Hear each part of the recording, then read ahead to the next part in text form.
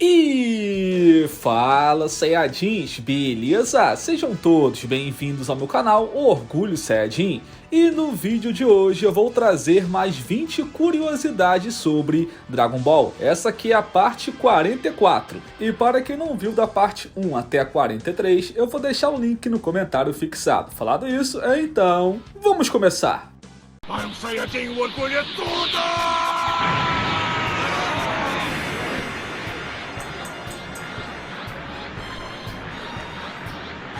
E na última parte eu parei na curiosidade 860, então aqui eu vou continuar a contagem, então vamos lá. E no filme Dragon Ball Z, A Batalha dos Deuses, teve várias divulgações mostrando o Gohan transformado no Super Saiyajin, no trailer, na capa do filme e até em cartazes. Mas por algum motivo, na versão final do filme, o Gohan não se transformou no Super Saiyajin. E em Dragon Ball Daima tem um momento em que o Goku, o Glório e o Kaioshin precisam percorrer uma longa distância, então eles são lançados longe em cima de um objeto para chegar até o seu destino, fazendo uma referência a como tal Pai Pai viajava lá em Dragon Ball Clássico.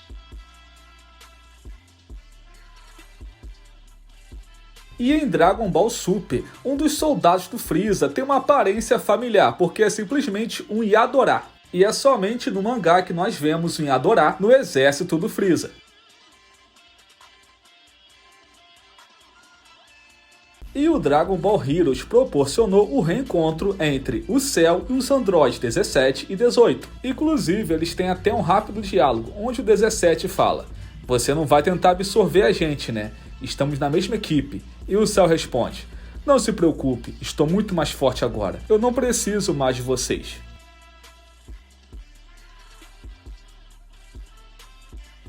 E nessa mesma saga de Dragon Ball Heroes, podemos ver pela primeira vez os androides criados pelo Dr. Gero reunidos, do 13 até o 19, faltando apenas o Android 8, e sendo a única vez que vemos todos eles lutando juntos.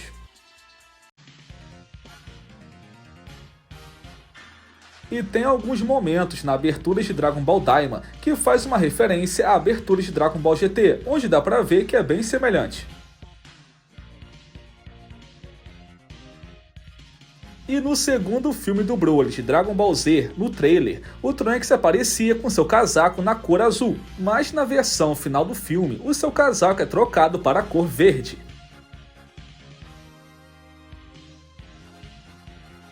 E para quem não sabe, no mangá de Dragon Ball Z na versão Full Color, o Kibito possui a cor roxa, meio azulado, e já o Kaioshin possui a cor rosa. Mas quando foi para a versão do anime, a Toei fez o Kibito ficar rosa e o Kaioshin roxo. E quando foi para o mangá de Dragon Ball Super, o Toyotaro manteve a cor da versão do anime.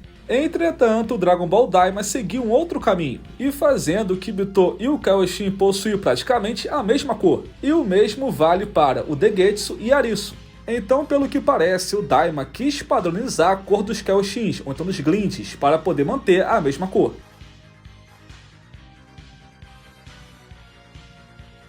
E para quem só assistiu a animes de Dragon Ball Super, deve ter percebido que o Super Saiyajin Blue é uma transformação tranquila. Ele pode usar por muito tempo de boa. Só que no mangá não é bem assim, já que no mangá o Super Saiyajin Blue é uma transformação que desgasta muito o corpo e gasta muita energia, sendo pior até do que o Super Saiyajin 3. E por esse motivo que Goku e Vegeta só usavam Super Saiyajin Blue em último caso, em momentos emergenciais. E essa falha só foi consertada ao desbloquearem a forma do Super Saiyajin Blue Full Power.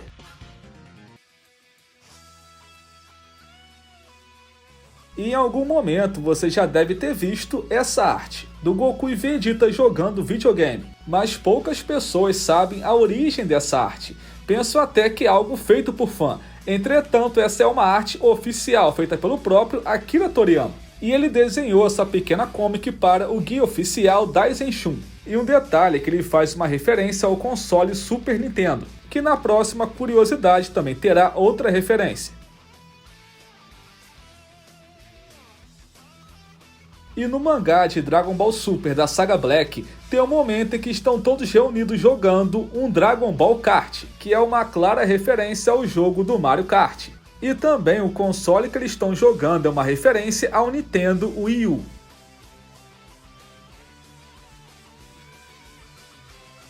E na luta contra o Goma, o Goku lhe acerta um chute que é bem semelhante ao chute que o Vegeta acertou contra o Cell, onde provavelmente é uma referência. E no anime de Dragon Ball, o único personagem a conseguir fazer uma Genkidama sozinho, sem ser o Goku, foi somente o Trunks do futuro na saga Black.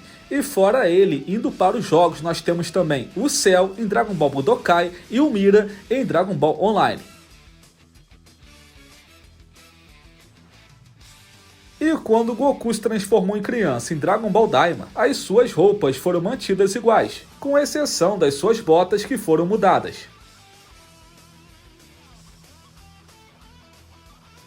E em Dragon Ball Z aparece um balão com as siglas DBS, que simplifica Dragon Ball Super. E até mesmo essa imagem do Goku lembra um pouco o seu kimono de Dragon Ball Super. Mas obviamente que isso aqui não é uma referência ou então mensagem, é apenas uma grande coincidência.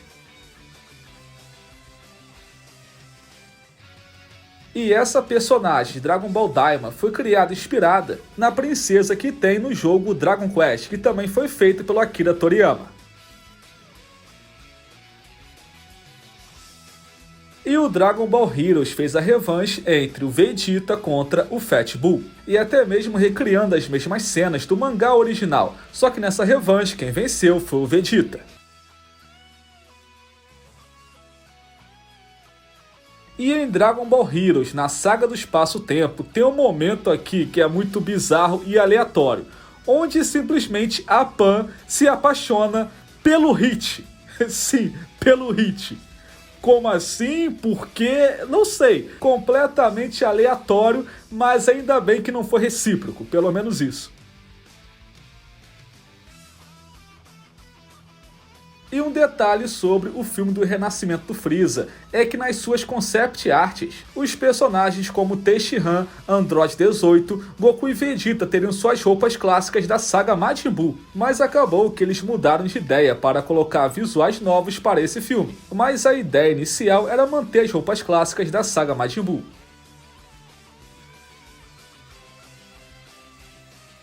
E existe uma teoria milenar de que o Akira odiava o Vegeta e que ele fazia o Vegeta se ferrar propositalmente na história. Porém, nunca teve uma confirmação do Akira que ele fazia de propósito isso, mas teve de outra pessoa em relação aos filmes, no caso o Koyama confirmou isso. E para quem não conhece, Hideo Koyama é quem fazia o roteiro dos filmes antigos de Dragon Ball Z, e em uma entrevista ele afirmou que ele fazia o Vegeta se ferrar nos filmes de propósito. E segundo ele achava o Vegeta muito arrogante e orgulhoso, e por conta disso ele achava que o Vegeta não merecia se dar bem, tinha que se ferrar o máximo possível. E no final ele até fala que pegou pesado e pediu desculpas aos fãs do Vegeta. Então, ou seja, realmente tinha um complô contra o Vegeta nos filmes, ele só se ferrava. E se eu não me engano, a única vitória dele no filme foi contra aquele Android 15, que era o mais fraco, mais baixinho e quase morreu para vencer. Ou seja, até a vitória dele foi humilhante. Realmente, coitado do Vegeta. E pronto, tá aí, mais 20 curiosidades sobre Dragon Ball. Essa aqui foi a parte 44. E para quem não viu da parte 1 até 43, link no comentário fixado. E a próxima parte eu trago em breve, é só aguardar, beleza? Então é isso. Muito obrigado por assistirem, até a próxima, Saiyajins, valeu, falou! Fui!